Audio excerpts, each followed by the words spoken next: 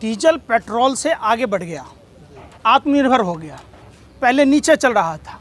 जो प्रधानमंत्री जी बार बार बहुत हुआ महंगाई की मार, अब की बार भाजपा सरकार पेट्रोलियम पदार्थों पर बढ़े हुए दामों पर शाहनवाज हुसैन, प्रकाश जावड़ेकर, खुद प्रधानमंत्री जी स्मृति ईरानी जी चूड़ियाँ भेजा करती थी। आज उस स्मृति ईरानी जी की ज़मीर कहाँ है? स्मृति ईरानी जी, आप सांसद मंत्री बनने के बाद आपकी ज़मीर मर गई, आपने सत्ता की दलाली में विरोध करना छोड़ दिया। ये सवाल देश पूछ रहा है।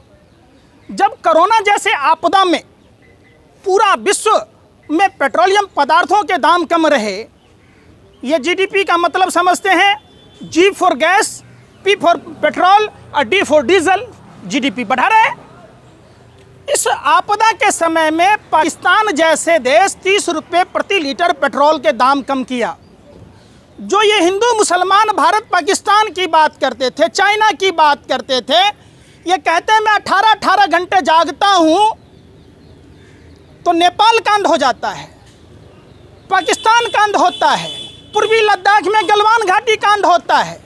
जो प्रधानमंत्री जी आंखें दिखानों की बात करते थे, 56 इंची सीना की बात करते थे, वो प्रधानमंत्री जी चुप और मौन क्यों हैं? देश की जनता ने आपको लीडर चुना है, डीलर नहीं चुना है। देश को बताना होगा। आपने पत्नी छोड़ी, किसी छोड़ी तो छोड़ी, आपने खुददारी छोड़ी तो छोड़ी। हमने कुछ कहा? ये देश की जमीन थी, आपने इसको क्यों छोड़ी, ये बताना होगा। हमारे देश के फौजी भाइयों का अपमान बर्दाश्त से बाहर की चीज़ है। जिस तरीके से प्रधानमंत्री जी कहते हैं वो मारते मारते मरे, हमारे देश के वीर सपूत मारते मारते मरे नहीं, वो सरहदों की रक्षा के लिए अपनी जान की बाजी लगाकर भारत माँ की सरहदों के बचाने के लिए शहीद हुए। प्रधानमंत्री जी से पूछना चाहता हूँ, जब भी आदेश में आप देखेंगे अक्षरधाम, पुलवामा या पठानकोट, उरी, जब चुनाव का तारीख होता है तभी कोई घटना क्यों होती है? देश पूछ रहा है प्रधानमंत्री जी। पुलवामा कांड में डीएसपी देवेंद्र सिंह का उस समय पदस्थापित होना, वही डीएसपी देवेंद्र सिंह जब नोटबंदी के बाद आतंकवादियों की कमर टूटने की बात करने वाले प्रधानमंत्री जी, जब डीएसपी देवेंद्र सिंह 12 लाख रुपया लेकर आतंकवादी दिल्ली ला रहा होता है, दिल्ली चुनाव के समय अगर लाने में कामयाब होता तो दूसरी घटना हो सकती थी, उसको जमानत दे दी गई। वो कार का पता नहीं चला, वो कार किसकी थी? जिस कार में 300 किलो आरडीएक्स था। शहीद मृतक के परिवारों के आश्रितों को आज तक मुआवजा नहीं दिया गया। आपकी नीति के अनुसार उन शहीद के मृतक आश्रित के परिवारों को पेंशन नहीं दिया जा रहा है। आपने सेना के सहायता वीर कोष में 258 करोड़ रुपए मांगे थे, आपने एक कौड़ी नहीं दी। आज उन सेना के शहीद मृतक के परिवार कोई सब्जी बेच रहे हैं, कोई दूध बेच रहे हैं। अजीब सी विडंबना है। 56 इंची की सरकार देश में सरहदों की हिफाजत करने वाले भारत माँ के वीर सपूतों की सुधी नहीं लेता है, किसानों की सुधी नहीं लेता है, मजदूरों की, छात्रों की नहीं लेता है, तो क्या आप सिर्फ विधायक खरीदने, देश में चुनाव कराने, जामिया जेएनयू के छात्रों को प्रताड़ित करने के लिए प्रधानमंत्री जी सीए, एनआरसी, एनपीआर के जरिए पूरे देश के आवाम को कागज दिखाने की बात करते हैं? तो आज प्रधानमंत्री जी जब पीएम केयर फंड में पैसा आया तो आप कागज क्यों नहीं दिखाते? जब कोरोना महामारी और सेना पर तनाव के बावजूद प्रधानमंत्री जी और तरीपार गृह मंत्री जी रैली पर रैली करते जा रहे, ये पैसे की आपकी पैतृक संपत्ति है, देश को बताना होगा। जब पूर्ववर्ती सरकार मनमोहन सिंह जी की सरकार में आप कहते थे कि दिल्ली सरकार की नाकामी के कारण पेट्रोलियम पदार्थ के दाम बढ़ रहे, तो आज किसकी नाकामी है? प्रधानमंत्री जी कहते थे जिस देश का रुपया गिरता है उस देश के प्रधानमंत्री का चरित्र गिरता है। प्रधानमंत्री जी आज आपको बताना होगा, क्या आपका चरित्र गिर गया? टूटी खाट फटा लंगोट, मर गया देकर भाजपा को वोट, सोचा था बनियान के ऊपर नई शर्ट आएगी, क्या पता था बाद में पतलून भी उतर जाएगी। आज देश की जनता को जहां इन्होंने 20 लाख हजार करोड़ के पैकेज का ऐलान किया। इनके अनुवाद मंत्री, इनके लोन मंत्री 5 दिन तक ये मन की बात कहते हैं। मन की बात अपनी पत्नी से किया जाता है। आपके मनगढ़ंत बात।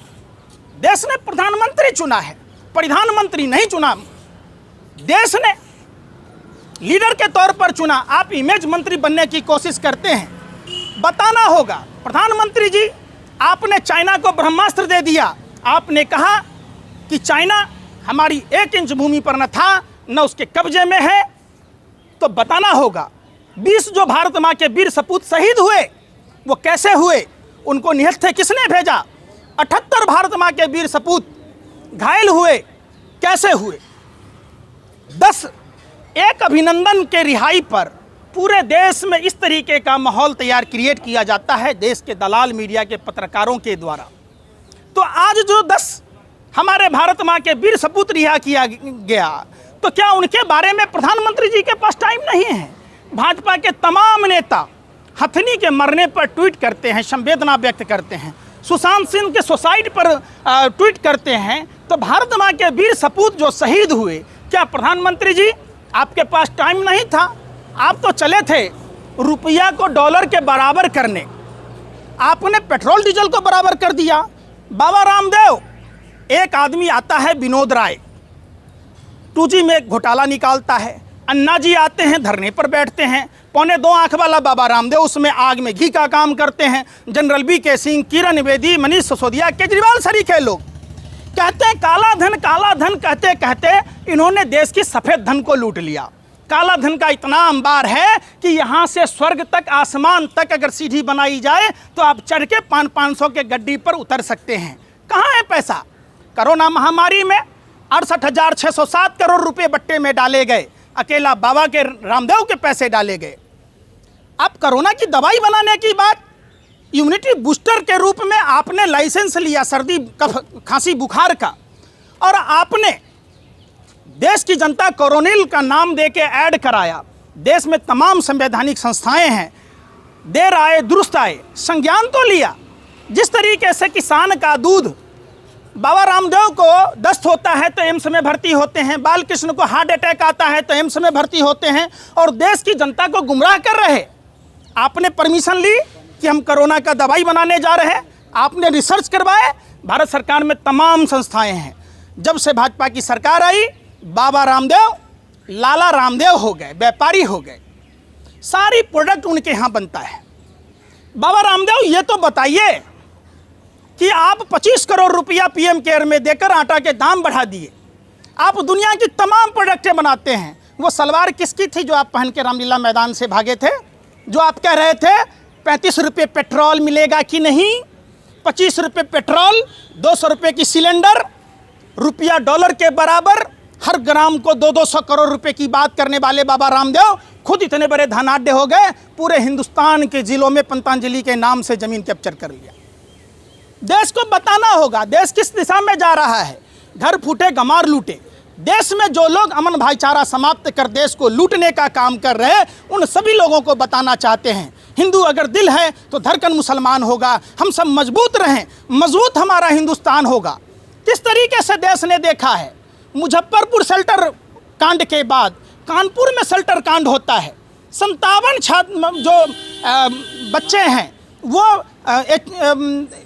कोरोना पॉजिटिव पाए गए, HIV एड्स का वो संक्रमण पाया गया, गर्भवती प्रेग्नेंट पाई गई। ये देश को बताना होगा। ये देश सभी जाति सभी धर्म के लोगों का है। ये देश अमन और भाईचारे से चलेगा। देश घर फूटने से, घर तोड़ने से नहीं चलेगा। हाथ जोड़कर हम विनती करना चाहते हैं अपने देश के हुक्मरानों से, हमें 2014 वाला हमारा पुराना भारत लौटा दीजिए, जिसमें हमें 54 रुपये का डीजल पेट्रोल मिल रहा था। हमें नहीं चाहिए आपके 80 रुपये, 80, 90, 100 तक पहुंचा दोगे। प्रधानमंत्री जी, आपके डीजल के रेट बढ़ाने से हमारे किसान भाइयों की कमर टूट जाएगी। आपने आय दोगुनी करने की बात की थी, वो पंप सेट कहाँ से चलेगा, खेती कैसे होगा, लोगों को महंगा राशन मिलेगा, महंगाई की मार डबल हो जाएगी। ये देश को बताना होगा। आप सरासर देश को लूट खसोट, बकैती और डकैती में भाजपा RSS के नेताओं का जोर नहीं है। मोहन भागवत जी जो जर्मनी के यूरेशिया से आए, कहते हैं 3 दिन में सेना तैयार करेंगे। इनकी देश नीति, विदेश नीति, आर्थिक नीति सब फेल्योर है। इन्होंने अर्थव्यवस्था की ऐसी बंटाधार कर दी कि घर फूटे गमार लूटे, विश्व का नेपाल जैसा 2 कौड़ी का देश आंख दिखाने लगा, ललकारने लगा, लड़ाई की बात करने लगा।